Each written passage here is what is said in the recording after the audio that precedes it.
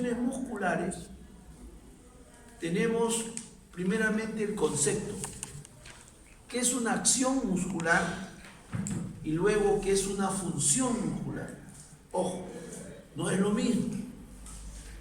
Acción muscular se refiere al movimiento que realiza el músculo al contraerse concéntricamente.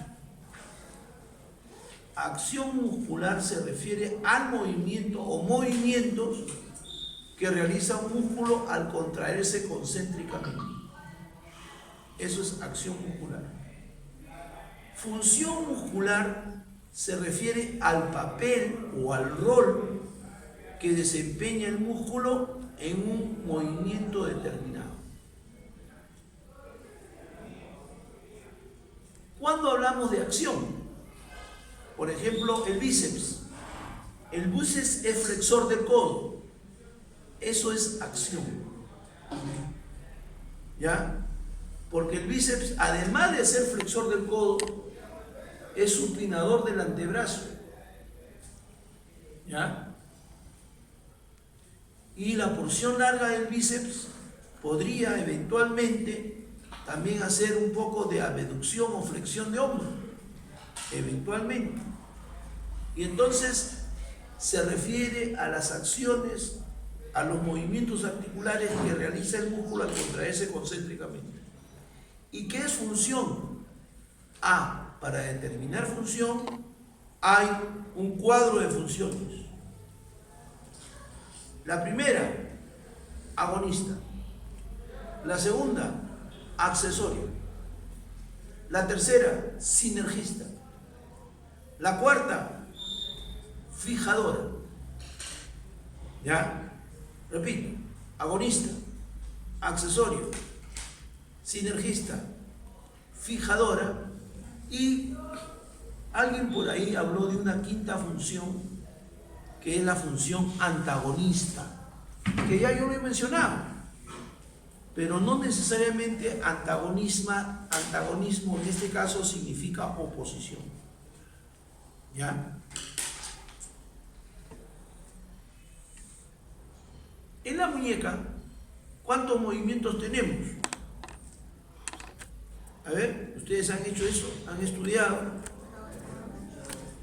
A ver, vamos a recordar. Tenemos dorsiflexión, palmiflexión, desviación cubital, desviación radial. ¿No es cierto? Entonces, lo que vamos a estudiar en esta segunda parte del curso es qué músculos realizan la dorsiflexión.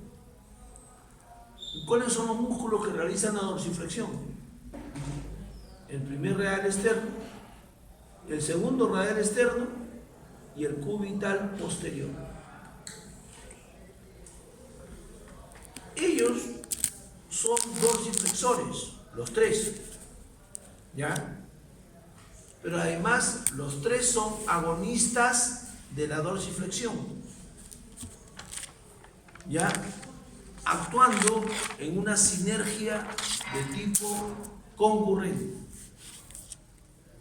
Entonces, son dorsiflexores de la muñeca, son agonistas de la dorsiflexión y además son sinergistas concurrentes. Ahora, lo de dorsiflexores es porque cuando estos músculos descargan su fuerza, esa fuerza la aplican sobre los huesos del carpo que forman parte de la mano, y al aplicarla hacen de que la mano se mueva alrededor de la articulación que constituye, que es la muñeca, ¿ya? Entonces yo hago este movimiento, ¿no? ¿Por qué se produce este movimiento? Porque los músculos dorsiflexores se han contraído y al contraerse generan fuerza. Esa fuerza se transmite por sus tendones, ¿a dónde? A sus puntos de inserción. Se descargan los puntos de inserción y hace de que se produzca un movimiento, ¿ya? Entonces yo digo, estos tres músculos, primer radial, segundo radial y el cubital posterior, los tres son músculos dorsiflexores de muñeca, acción. Pero además los tres son agonistas. Es decir, ¿qué es un músculo agonista? Eso es lo que tenemos que definir. Un músculo agonista cumple una función agonista cuando genera la mayor parte de la fuerza necesaria para producir un movimiento articular. ¿Cómo es eso? Aquí yo he hecho dorsiflexión. Entonces, tengo que generar una fuerza tal que me permita mover la mano en el sentido de la dorsiflexión. Un solo músculo, por ejemplo el primer radial, si se contrae solamente ese músculo, no generaría la fuerza necesaria para producir movimiento. Digamos, por así decirlo de manera arbitraria, del 100% de la fuerza, el primer radial generaría solo el 30%. ¿Ya? Y el 30% no alcanza pues para mover. Por lo menos hay que tener el 50% más uno. El segundo radial solo tampoco. El tibial, el cubital posterior tampoco. Tienen que contraerse los tres simultáneamente para hacer el movimiento. Ahora, ¿qué pasa si se contrae solo el primer y segundo radial? Se va a hacer una dorsiflexión, pero con desviación radial. ¿Y qué pasa si solamente se contrae el cubital posterior? Se va a hacer una dorsiflexión, pero con desviación o inclinación cubital. ¿No? Miren, acá estoy haciendo dorsiflexión con desviación radial y acá estoy haciendo dorsiflexión, pero con desviación cubital. Para que se haga una dorsiflexión neutra, sin desviación cubital ni radial, se necesita que los tres músculos actúen a la vez. ¿Ya? Entonces, el agonista puede haber, en un movimiento puede haber un agonista, pero también pueden haber varios agonistas. ¿Cuándo hay varios agonistas o más de uno?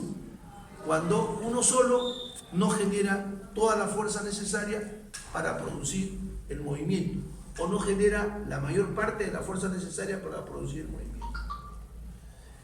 Entonces, en cada movimiento articular de nuestro cuerpo, que es el examen, repito, que ustedes van a dar el día viernes. ¿Cómo va a ser el examen? Ustedes van a sacar su balota, por suerte, para que no haya piconería, y en función de esa balota ustedes desarrollan el examen. ¿Qué es una balota?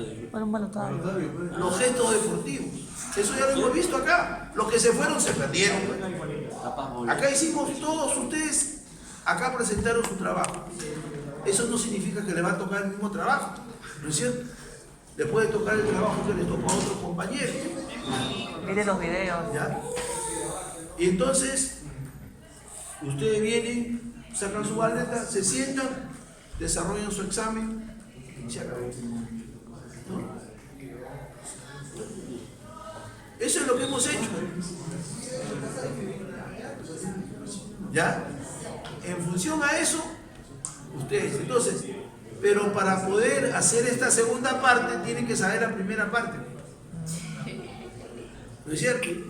Porque si yo voy a hacer dorsiflexión de muñeca, yo tengo que saber cómo es la dorsiflexión de muñeca. ¿No es cierto? Y de ahí viene a qué músculos intervienen en la dorsiflexión de muñeca. Entonces, por ejemplo, ¿qué les va a tocar? Lanzamiento de jabalina. Nadie hizo, ¿qué importa? ¿No?